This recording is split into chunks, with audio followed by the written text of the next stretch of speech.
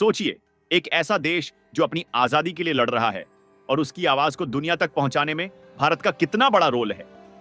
तिब्बत का इश्यू आज भी जिंदा है और इसके पीछे भारत का साइलेंट लेकिन पावरफुल सपोर्ट एक बड़ी वजह है। इस स्क्रिप्ट में हम आपको एक फ्रेश पर्सपेक्टिव देंगे, कुछ नए फैक्ट्स ऐड करेंगे और यह भी बताएंगे कि कैसे भारत अपने स्ट्रेटेजिक मूव्स से चाइना को एक क्लियर मैसेज दे रहा है। तो चलिए शुरू करते हैं। तिब्बत का स्ट्रगल और भारत का रोल एक ऐसी कहानी है जो 1550 से शुरू होती है, जब चाइना ने तिब्बत पर अपना कंट्रोल जमा लिया। 1559 में जब 14वें दलाई लामा को अपनी जान बचाकर तिब्बत से भागना पड़ा, तब भारत ने उन्हें न सिर्फ शरण दी बल्कि उनके साथ खड़े रहकर तिब्बत के कल्चर और आइडेंटिटी को बचाने का एक बड़ा प्लेटफॉर्म दिया। आज भी हिमाचल प्रदेश के धर्मशाला में सेंट्रल टिबेटन एडमिनिस्ट्रेशन CTA यानी टिबेटन गवर्नमेंट इन एग्जाइल चल रही है, जो तिब्बत के राइट्स और आजादी के लिए लड़ती है। यह कोई छोटी बात नहीं है। भारत का यह डिसीजन उस वक्त भी बोल्ड था और आज भी इसका असर दिखता है। लेकिन दोस्तों, क्या आपने कभी सोचा कि अगर भारत ने उस वक्त दलाई लामा को शरण ना दी होती तो क्या होता? शायद चाइना दलाई लामा को हमेशा के लिए खामोश कर देता या तिब्बत के स्पिरिचुअल ट्रेडिशन को ही खत्म कर देता। दलाई लामा की सक्सेशन का सिस्टम शायद कब का बंद हो चुका होता और तिब्बत का कल्चर एक म्यूजियम की चीज बनकर रह जाता। भारत के इस एक फैसले ने न सिर्फ दलाई लामा को सुरक्षित रखा बल्कि तिब्बत के स्ट्रगल को ग्लोबल स्टेज पर जिंदा रखा। भारत का नया अप्रोच। अब आते हैं प्रेजेंट टाइम पर। आज भारत तिब्बत के इश्यू को लेकर एक नए अंदाज में काम कर रहा है। मोदी गवर्नमेंट ने 2 बड़े स्टेप्स लिए हैं जो चाइना के लिए एक डायरेक्ट मैसेज हैं। अगर तुम हमारे अगेंस्ट खेलने की कोशिश करोगे तो हम भी अपना कार्ड खेलना जानते हैं। चलिए इन दोनों स्टेप्स को डिटेल में देखते हैं। पहला स्टेप, दलाई लामा की सिक्योरिटी। दलाई लामा आज भी चाइना के लिए एक बड़ा चैलेंज है। उनकी ग्लोबल प्रेजेंस और तिब्बत के लिए उनकी आवाज चाइना को हमेशा से खटकती है। रिसेंटली इंडियन इंटेलिजेंस एजेंसीज को कुछ अलर्ट्स मिले कि चाइना शायद दलाई लामा को नुकसान पहुंचाने की प्लानिंग कर सकता है। नेपाल बॉर्डर से इलीगल चाइनीज सिटीजन्स के इंडिया में घुसने की कोशिश के केसेस भी बढ़ रहे हैं। यह सब देखकर भारत सरकार ने कोई रिस्क नहीं लिया। पहले दलाई लामा को हिमाचल प्रदेश पुलिस का सिक्योरिटी कवर दिया जाता था, जो लोकल लेवल पर काफी था। लेकिन अब मोदी गवर्नमेंट ने उन्हें Z कैटेगरी सिक्योरिटी कवर दिया है, जिसमें CRPF के जवान और NSG कमांडोज शामिल हैं। यह वही लेवल है जो इंडिया के टॉप लीडर्स को मिलता है। इस सिक्योरिटी कवर में 24 घंटे 7 दिन प्रोटेक्शन, आर्म्ड एस्कॉर्ट्स और एडवांस सर्वेलेंस शामिल है। यह स्टेप फरवरी 2025 में अप्रूव हुआ और अब दलाई लामा के साथ एक पूरी सिक्योरिटी टीम मूव करती है, चाहे वो कहीं भी ट्रैवल करें। यह ना सिर्फ उनकी सेफ्टी के लिए है बल्कि चाइना को यह भी दिखाता है कि भारत दलाई लामा के साथ सॉलिड खड़ा है। एक रीसेंट रिपोर्ट के मुताबिक दलाई लामा की सिक्योरिटी को लेकर इंडिया और US के बीच भी बातचीत हुई है, क्योंकि US भी तिब्बत इश्यू पर इंडिया के साथ अलाइन होता दिख रहा है। यह जियोपॉलिटिकल शिफ्ट दिखाता है कि तिब्बत का इश्यू अब सिर्फ इंडिया चाइना का नहीं बल्कि ग्लोबल कंसर्न बन रहा है। दूसरा स्टेप, बुद्धिस्ट मॉनेस्ट्रीज का नया करिकुलम। अब बात करते हैं एक और बोल्ड मूव की, जो शायद मीडिया में उतना हाईलाइट नहीं हुई, लेकिन इसका इंपैक्ट लंबा है।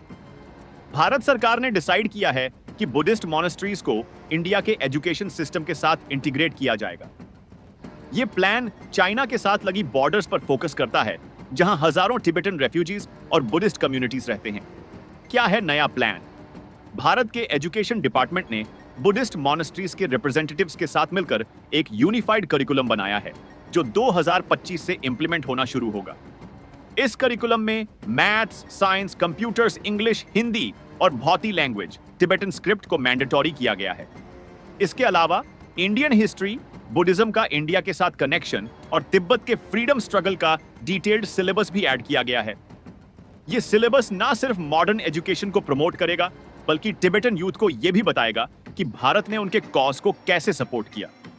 क्यों है यह इंपॉर्टेंट? चाइना के बॉर्डर के पास कई मॉनेस्ट्रीज ऐसी हैं जहां चाइना का कल्चरल इन्फ्लुएंस अभी भी है।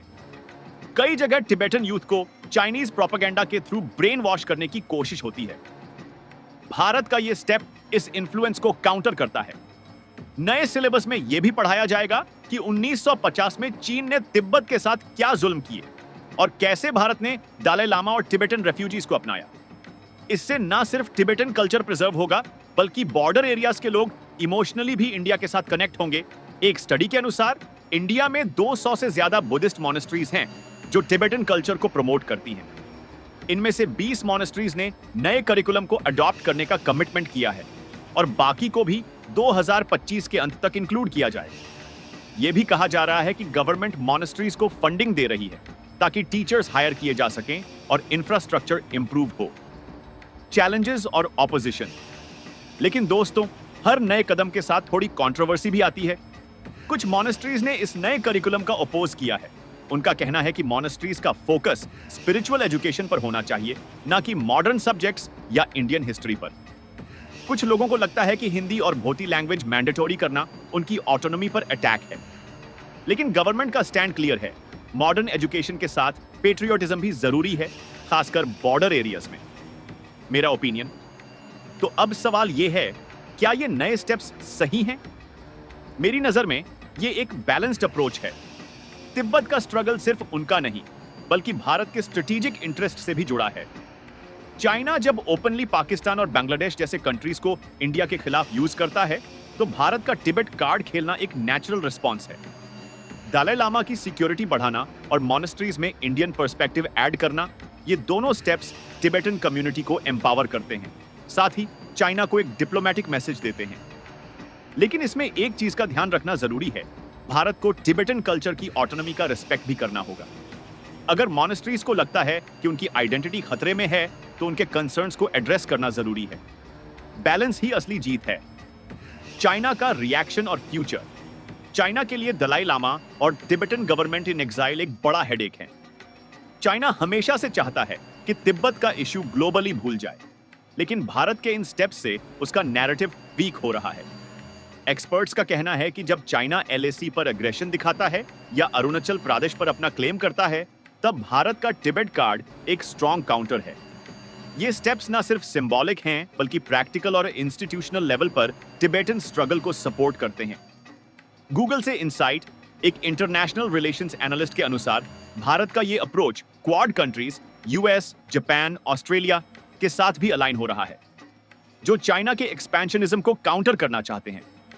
फ्यूचर में शायद तिब्बत इश्यू एक बड़ा ग्लोबल प्लेटफॉर्म बन जाए और भारत इसमें लीड रोल प्ले करे। दोस्तों, तिब्बत का फ्रीडम स्ट्रगल और भारत का इसमें रोल एक इंस्पायरिंग कहानी है। क्या आपको लगता है कि भारत का यह अप्रोच सही है या इसमें कुछ चेंजेस की जरूरत है? कमेंट सेक्शन में अपनी राय जरूर बताएं।